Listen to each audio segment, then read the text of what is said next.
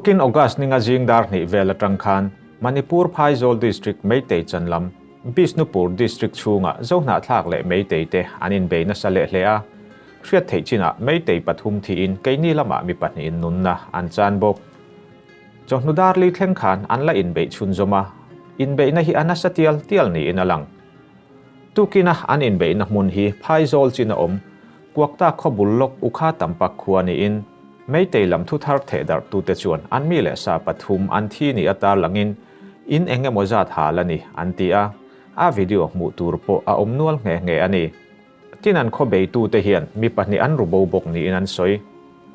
Meitei lama nunna chan ta te jinga pahni hi pa fa ni in an thren chiao mi pakhatin nunna a chan boka an pathum hian an in ven him tuma be tu te ni a soi an lain an mu hi lai tha anga soi an bokani an pathum hian relief kem reng thin ni in boruak aral muang dewa an ngaya wanga an khua let le ta te ni in tarlan ani bokani Manipur police Meitei te chuan heng mi pathum te hi an mu hi lai ka hlum ni in ngun na min sa an ni zuya poi khoi tu te hi churachan pur lamatanga fe chuak te an ni antia tlang mi le phai mi te in kara boina chuak veng tura Central Armed Force an mek laya hetianga mi thren khatin an paltlang thei tho chuan ngai ati thalo le ni a an hriat thu an ta langbok hetianga Meitei khuwa trekin aden nu hian Meitei silai keng pol tam tak chu Manipur police le an commando te nen ral do lir thei armor vehicle nen tlang mi te omna be turin an thok chuaka ama ero chu an inkara Central Armed Force te an tlak je awangin an du angin an che thei lo ni in an soya tun thleng hian silai puagri ala chol me ulawani Manipur BJP MLA Rajkumar Imosing chuan Central Security Force te chu soiselin Bisnupur district chunga mi pathum tha an ni na hian ven himna lam buai pui tu te thildik lo lian tak a inrola anti tur hlen chuak zo lo paramilitary force te hi zon chua rem ngei turan ni ati Rajkumar hi Manipur Chief Minister N Biren Singh amak pa ania paramilitary force tam tak paltlanga Meitei omna khuwa be ani chu athin arim hle athin rim hi an chun zom zelin paramilitary force intia ven himna na thok tu te hi an na atanga choltir ngei turan ni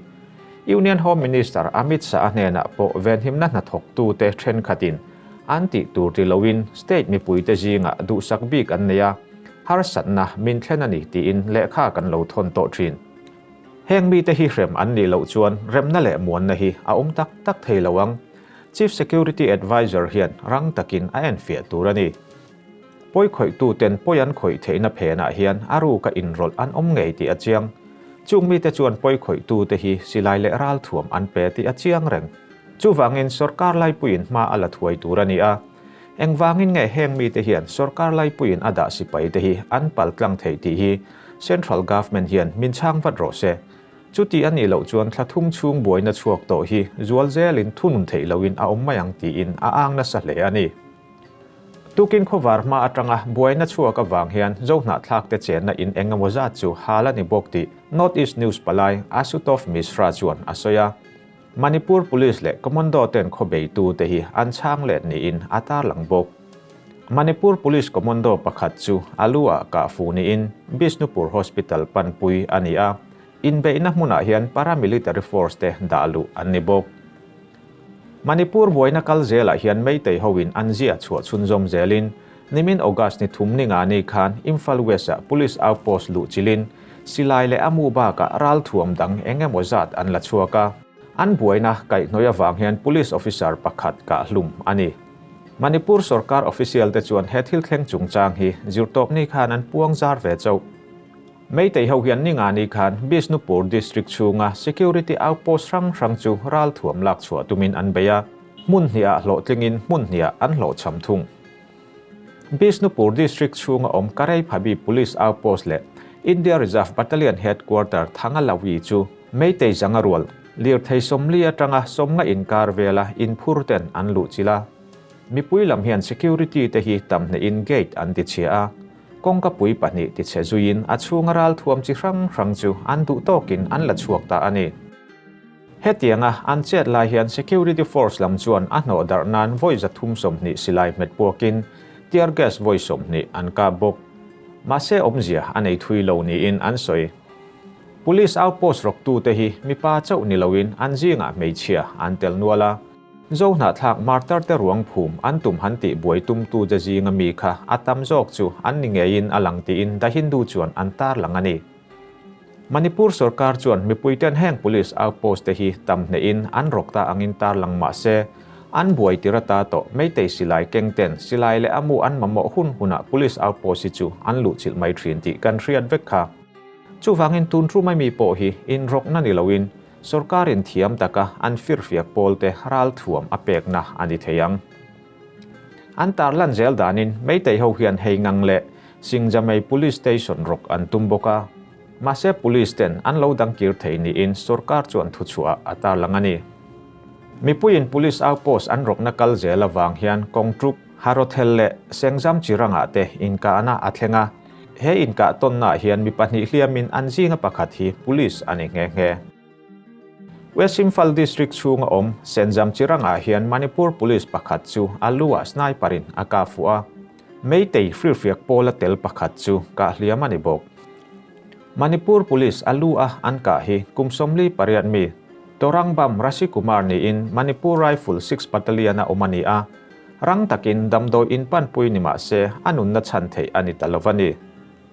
Police outpost pahni atanga meitei horal thuam ruk chua jinga hian AK series assault rifle pakhat insas rifle somni panga gatak rifle pali insas light machine gun panga MP5 rifle panga hand grenade za somni pali SMC carbine somni pakhat SLR rifle za somkwa panga le 9mm pistol som parukba ka silai mu singkhat sang kwa atelani riat thei china meitei ho hian police outpost rang atangin silai sang li chuang le amu nuai nga chuang an la chuak to tuna chuan August ni thuma Manipur zo na thlak ten Indigenous Tribal Leader Forum bultuma martar te puala hunan manna a jai pol hlarem lungkoi zet mai kha ilo thlir ho don to ila hela hi mizo hla thatak tak phu tu walborn men ra phu ani in mizo idol atanga hriatlo rem kimi cher put khan alo lar pui to a kumsom panganua kan boruak ton mekin aken telawangin aron larbel chale ta ani athunona hian saptrong thumoi tak mai je ania hei hi indo pui pahni na hunlai kumsang khajukwa somli palia Japan ralian an machon na lama ramtana annun na hlutak klanta te hriat rengna thlan mual Nagaland khopui Kohima a an siama thlan lung pakhata injiak lak chhon ani kumsang khajakwa somli pali April thla khan Japanese 5th Army te chuan Kohima khopui hi bein ralven puk poimo tak Garrison Hill an lua he hmuna tang hian Burma be tuma in bo soi mek Kohima a inkul British le athurwal pui sipai te omkhomna second British division te chu an be chunjom zela anin be na boruak hi sang chho zelin tuna Kohima deputy commissioner chen na bula hian anin pomchilta nunna chan po an thatnem le atopa Japanese sipai te hitlomin an hnung tola indo pui pahni na a Japan an hnung tol tran na ni in soi ani thin nge he in be na a thi te hriat reng na thlan muala hian indo pui pahni na a British lamtang nunna chan ta mi sang khatjali somni te chu phum ni in an ni ba ka hian an rin na in aken telawanga an ruang an halral tak sikle hindu sa khobetu sipai zakwa som pasari te hriat reng na siam ani bokani tu jingka hungzo si dabon un jingka pha pu Reverend Lal Than Tluanga Joint Secretary Christian Goodwill Council achunga lom thu kan han soi ni se kan program adota kan kalanga Choral Tribute Joint Artists Association ahun apha thola diwin ka hinti me tu hin Choral Tribute Joint Artists Association ho apha la diun ka hinti me o ka o chau bia wa mai ro chu thu ma kan nei lo ka nge hey kan ram buai na kan sia chu bang chuanin mi pui te heti khop pakan buaya eng wangi heti kan buai luaya eng ti eng wangin nge lu kan sun kan ti chuan kanin pum khat lam thin wang ngani in pum khatila chuan min hetiang hian min tingam mi alawang chú vàng chuan với ni hiền soi hun lâu point tìm mấy thầy à mà sẽ cái hàn soi non về đủ sim sim mà kan pasal trate kan zai lain kan nghe này kan bị thi chung te loading về thầy sẽ là train cái gì à với ni kan pasal trate hiền an voi in ni hun ka nak tu ka kan nun chua thei na turin an pe ni chumi la chu kan sadon ani a dunia hin khu amaun anapita ho dinga ho zinga dingin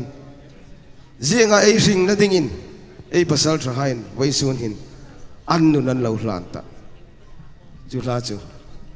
hung sa kan ta a thei thei kan pasal tra kalta te chung kwa kha loading sela kan sak chungin a thang e